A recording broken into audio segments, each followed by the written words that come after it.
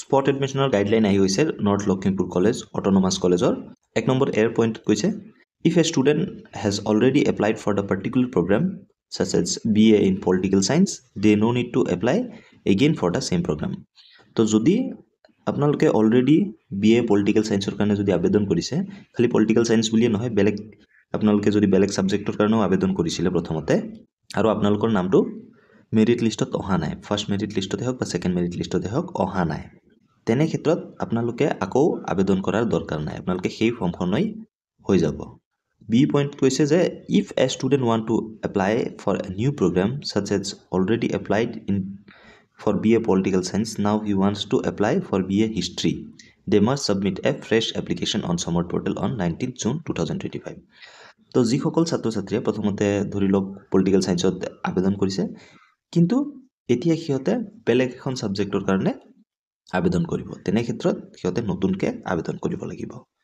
C number point কৈছে those who have not applied for any program yet must register on Samord portal and submit fresh application on same date 19 June 2025 তো যিসকল ছাত্ৰ ছাত্ৰীয়ে এতিয়ালৈকে Samord portalত ৰেজিষ্ট্ৰেচনে কৰা নাই সিহঁতে ৰেজিষ্ট্ৰেচন কৰি ল'ব লাগিব আৰু আপোনালোকে আজিয়ে এপ্লাই কৰিব লাগিব সেই কলেজখনত দুইত এড কৈছে candidate must submit a printout of their application form along with the photocopy of their class 12 mark sheet to the admission committee between 10 am to 11 am তো ক্যান্ডিডেট সকলে কি কৰিব লাগিব আপোনালোকে যি এপ্লাই কৰা ফৰ্ম আছে সেই ফৰ্মখনৰ লগতে আপোনালোকৰ হায়াৰ সেকেন্ডাৰী মাৰ্ক শিটখনো কিন্তু আপোনালোকে জেৰক্স কপি 10টাৰ পৰা 11টা বজাৰ ভিতৰত সিহঁতৰ কলেজত দিব লাগিব এডমিশন কমিটিক আৰু হেতু 20 তাৰিখে হ'ব বি নম্বৰ পইণ্টত কৈছে যে admission will be offered based on merit for form submitted during the time তো সেই টাইমৰ মতে মানে সেই সময়ৰ মতে যদি আপোনালোকে ফৰ্ম কেইখন নি জমা দিয়ে সিহঁতৰ হাতত তেনে ক্ষেত্ৰত আপোনালোকৰ সেইখিনি টাইমত যিমানখিনি এপ্লিকেশন তাত জমা পৰিব সেইখিনিৰ ওপৰত বেসড কৰি এটা মেৰিট লিষ্ট প্ৰিপেয়াৰ কৰা হ'ব আৰু সেই মেৰিটৰ মতে আপোনালোকৰ এডমিশনটো হ'ব all submitted forms must include the class 12th mark sheet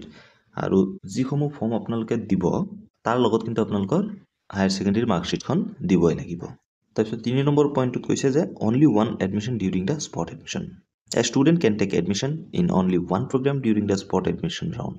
once admitted to a program he cannot cancel it to take admission in another program within the same spot round তো আপোনালোকে যদি এবাৰ এপ্লাই কৰি দিয়ে spot এডমিশনত বা আপোনালোকে admission লৈ লয় তাৰ পিছত আপোনালোকে কিন্তু সেই স্পট ৰাউণ্ডত অৰ্থাৎ আপোনালোকে 20 তাৰিখে যেটো স্পট ৰাউণ্ড হ'ব সেই স্পট ৰাউণ্ডত আপোনালোকে আকৌ মই বেলেগ সাবজেক্টত লম তেনেকুৱা কিন্তু নহব 4 নম্বৰ পইণ্টত কৈছে form submission slot 2 and letter A number পইণ্টত কৈছে form submitted after 11 am will be counted in slot 2 মানে স্লট 2ৰ কাৰণে অৰ্থাৎ আপোনালোকৰ প্ৰথম যেটো স্লট হ'ব হেতু 11টা বজালৈকে আপোনালোকৰ ফৰ্ম জমা ল'ব সেই আপোনালোকে ট্ৰাই কৰিব যে 11টা বজাৰ আগতে নৰ্থ লখিমপুৰ কলেজত যাবলে আৰু যদি আপোনালোকৰ দেৰি হয় আপোনালোকে স্লট 2 যদি সিট খালি আছে তেনে ক্ষেত্ৰত আপোনালোকে স্লট 2ত এডমিশন ল'ব পাৰিব স্লট 2ৰ এপ্লিকেশন ফৰ্মসমূহ ৰাতিপুৱা 11টা বজাৰ পৰা জমা লোৱা হ'ব 10টাৰ পৰা 11টা বজালৈকে স্লট 1ৰ কাৰণে জমা লোৱা হ'ব সেই আপোনালোকে ট্ৰাই কৰিব যেন আপোনালোকে স্লট 1ত গৈ পায় অৰ্থাৎ আপোনালোকে 10 বজাৰ পৰা 11 বজালৈকে যায় বি নম্বৰ পইণ্টত হৈছে slot 2 forms will be considered only if there are vacant seats left after slot 1 admission হেতুৱে মই কলো যে আপোনালোকৰ স্লট 2 এডমিশন তেতিয়াই হ'ব যদি স্লট 1ত এডমিশন হোৱাৰ পিছতো আপোনালোকৰ সিট খালি থাকে সি নম্বৰ পইণ্টত কৈছে slot form will not be considered under slot 1 any condition slot 2ৰ যিবিলাক ফৰ্ম হয় অৰ্থাৎ আপোনালোকে 11 বজাৰ পিছত যদি আপোনালোকে ফৰ্ম জমা দিয়ে আপোনালোকৰ যদিও পাৰ্সেন্টেজ বেছি থাকে আপোনালোকক কিন্তু স্লট 1ত কনসিডাৰ কৰা নহব কোনো পধ্যে সেয়ে আপোনালোকে ট্ৰাই কৰিব 11 বজাৰ আগত যাবলৈ the same process will apply for slot 2 আৰু আপোনালোকৰ সেই সেম প্ৰসেসে ফলো কৰা হ'ব যেনেকৈ স্লট 1ত আপোনালোকৰ ফৰ্মখিনি জমা ল'ব তাৰ পিছত আপোনালোকৰ মেৰিটৰ লিষ্ট বনাব তাৰ পিছত আপোনালোকক মাতা হ'ব ই নম্বৰ পইণ্টত কৈছে যে if seat still remain vacant after slot 2 further slots like slot 3 may be announced slot 1ৰ এডমিশন স্লট 2ৰ এডমিশন হৈ যোৱাৰ পিছতো যদি সিট খালি থাকে তেনে ক্ষেত্ৰত স্লট 3ৰ কাৰণেও কিন্তু কিয়তে ঘোষণা কৰিব পাৰে অৰ্থাৎ স্লট 3ও কিহতে পাতিব পাৰে তো এটো হল নৰ্থ লখিমপুৰৰ স্পট এডমিশনৰ গাইডলাইন আৰু কিহতে এইসমূহ ভ্যাকেন্সি লিষ্ট দিছে এই ভ্যাকেন্সি মতে আপোনালোকে আবেদন কৰিব পাৰে আপোনালোকে স্ক্ৰিনশ্বট মাৰি ৰখাব পাৰে মই আপোনালোকক এবাৰ পঢ়িও শুনাই দিছোঁ এন্থ্ৰপলজি BAত আছে 11টা চিট খালী এন্থ্ৰপলজি BSCত আছে 3টা চিট খালী এছামিছত BAত আছে 16টা চিট খালী আছামিজ ইণ্টাগ্ৰেটেড MA আছে 4টা চিট খালী বটানীত আছে 11টা চিট খালী বটানী ইণ্টাগ্ৰেটেড MSCত আছে 4টা চিট খালী কেমিষ্ট্ৰি BSCত আছে 10টা চিট খালী কেমিষ্ট্ৰি ইণ্টাগ্ৰেটেড MSCত আছে 1টা চিট খালী কম্পিউটাৰ চায়েন্স BCAত আছে 29টা চিট খালী ইকনমিক্স BAত আছে 12টা চিট খালী ইকনমিক্স BSCত আছে 4টা চিট খালী ইকনমিক্স ইণ্টাগ্ৰেটেড MAত আছে 4টা চিট খালী এডুকেশ্যন BAত আছে 11টা চিট খালী এডুকেশ্যন ইণ্টাগ্ৰেটেড MAত আছে 3টা চিট খালী ইলেক্ট্ৰনিক্স BSCত আছে 7টা চিট খালী ইলেক্ট্ৰনিক্স ইণ্টাগ্ৰেটেড MSCত আছে 1টা চিট খালী ইংলিছ BAত আছে 19টা চিট খালী ইংলিছ ইণ্টাগ্ৰেটেড MAত আছে 4টা চিট খালী জিঅ'গ্ৰাফি BAত আছে 13টা চিট খালী জিঅ'গ্ৰাফি BSCত আছে 2টা চিট খালী হিন্দী BAত আছে 10টা চিট খালী হিষ্ট্ৰী BAত আছে 14টা চিট খালী হোম চায়েন্স BAত আছে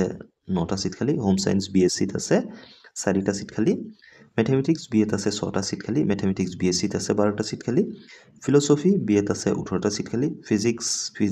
BSCত আছে 17টা চিট খালী ফিজিক্স ইণ্টাগ্ৰেটেড MSCত আছে 3টা চিট খালী ফিজিকেল এডুকেশ্যনত আছে BPES কোৰ্চটোৰ নাম 7টা চিট খালী আছে পলিটিকেল চায়েন্স BAত আছে 15টা চিট খালী পলিটিকেল চায়েন্স ইণ্টাগ্ৰেটেড MAত আছে 6টা চিট খালী ষ্টেটিষ্টিক্স BAত আছে 1টা চিট খালী ষ্টেটিষ্টিক BSCত আছে 10টা চিট খালী TTM বিভাগত আছে 11টা চিট খালী জুলজি BSCত আছে 17টা চিট খালী আৰু জুলজি ইণ্টাগ্ৰেটেড MSCত আছে 4টা চিট খালী তো আপোনালোকে এই ভেকেন্সি লিষ্টৰ অনুযায়ী আপোনালোকে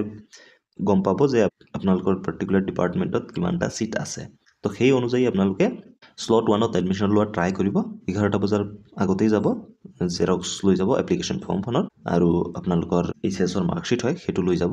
লৈ গৈ আপোনালোকে ৰাতিপুৱা 10 বজাৰ পৰা 11 বজাৰ ভিতৰত আপোনালোকে জমা দি দিব জমা দি দিলে আপোনালোকৰ যি মেৰিট লিষ্ট হয় সেইটো প্ৰিপেয়াৰ কৰিব তাৰ পিছত আপোনালোকৰ এডমিশ্যন সমূহ এনেকৈ কলেজসমূহে সিহঁতৰ স্পট এডমিশ্যনৰ যি গাইডলাইনসমূহ হয় সেইসমূহ দি আছে এতিয়ালৈকে যি কমন স্পট এডমিশ্যনৰ গাইডলাইন তেনেকুৱাকৈ পোৱা নাই ইয়াৰ আগৰ ভিডিঅ'টোত মই দিছিলোঁ শিৱসাগৰ ইউনিভাৰ্চিটিৰ যি স্পট এডমিশ্যনৰ গাইডলাইন মই এতিয়ালৈকে দুখন ইনষ্টিটিউটৰ স্পট এডমিশ্যনৰ গাইডলাইন পালোঁ আৰু সেই দুইটাতে কিন্তু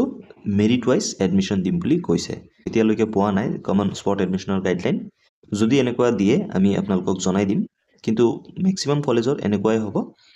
আপোনালোকক আকৌ এবাৰ ৰিপিট কৰিছোঁ আপোনালোকে যদি অলৰেডি এপ্লাই কৰিছিলে কোনো এটা কোৰ্চত যদি উইথড্ৰ কৰা নাই তেনে ক্ষেত্ৰত আপোনালোকে সেই আগৰ এপ্লিকেশ্যন ফৰ্মখনে লৈ গ'লে হ'ব আৰু যদি আপোনালোকে এপ্লাই কৰা নাছিলে কোনো এটা কোৰ্চত আপোনালোকে নতুনকৈ এপ্লাই কৰিব আৰু যদি যিসকলে ফাৰ্ষ্ট টাইমৰ কাৰণে আবেদন কৰে সিহঁতে কিন্তু আবেদন কৰিবই লাগিব কৰাৰ পিছত আপোনালোকে স্পট এডমিশ্যনৰ কাৰণে যাব পাৰিব অহা কাইলৈ ধন্যবাদ জয় অসম